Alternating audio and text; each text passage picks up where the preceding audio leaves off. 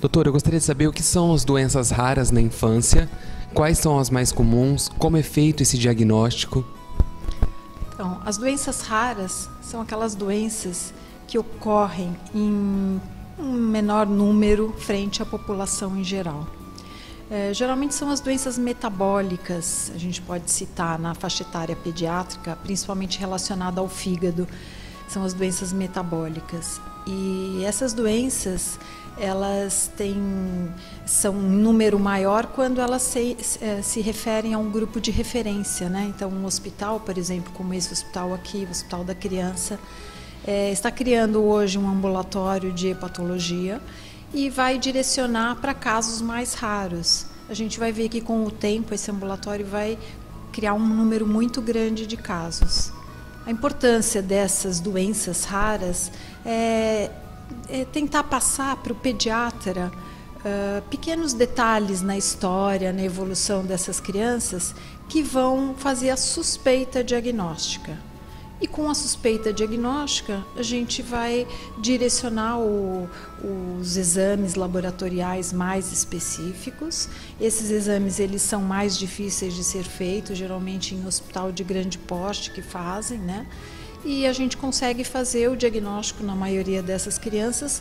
E é muito importante o diagnóstico precoce delas. Por quê? Porque a gente evita que elas desenvolvam algumas complicações neurológicas, complicações do desenvolvimento. Então, isso é muito importante, a suspeita do diagnóstico precocemente, e isso feita por todos os médicos, especialmente para os pediatras no início da vida, e saber que pode encaminhar esses pacientes para grupos de referência, onde já vão acumulando uma experiência maior no serviço. Para as mães que estão assistindo entenderem, muitas vezes elas estão ansiosas pelo tratamento, pela descoberta, para elas entenderem melhor como funciona, doutora, esse diagnóstico, quanto tempo pode levar, quais são os exames que podem ser feitos. Bom, a gente pode citar algumas doenças, por exemplo, uma doença rara, a doença de Gaucher, que é uma doença de depósito, uma doença de depósito lisossomal, onde a criança no início da vida, principalmente no segundo, terceiro ano de vida, ela pode ter aumento do fígado e do baço. E aí o pediatra vai começar a solicitar os exames, esses exames são feitos e rapidamente a gente consegue fazer esse diagnóstico. Essa é uma doença que tem um tratamento, que é uma medicação que é dada a cada 15 dias e a melhora é impressionante dessas crianças, elas melhoram bastante. Então a gente tem a doença de Gaucher, a gente tem a glicogenose, a gente tem outras doenças metabólicas como a galactosemia, a intolerância à frutose. Cada uma dessas doenças, elas são deficiência de alguma enzima e vai dar algum problema. Umas dão um baixo desenvolvimento de ganho e de peso, outras dão um aumento do fígado e do baço, e outras podem dar uma convulsão, uma hipoglicemia. Tem graus variados assim de acometimento mesmo. Cada doença dessa tem seu tempo diagnóstico e também tem seu tempo determinado de tratamento, né, doutora?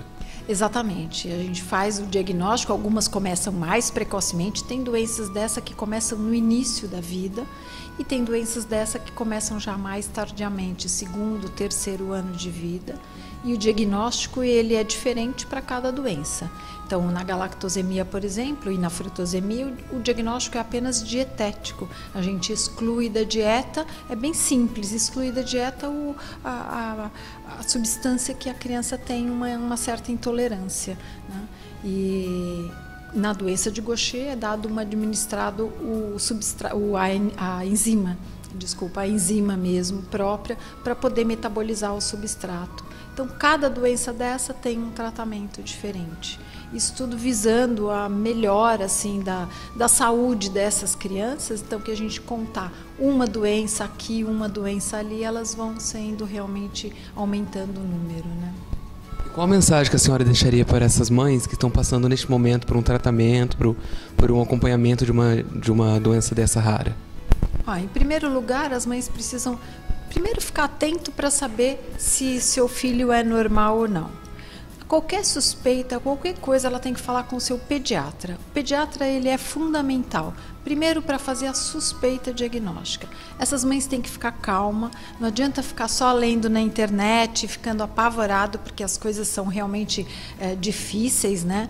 Então tem que ir com calma e tem que perseguir. Tem que ir no pediatra, tem que fazer avaliação clínica, tem que tentar fazer avaliação laboratorial e assim que determinar o tratamento, tem que fazer o tratamento, porque muitas delas resolve mesmo, melhora muito.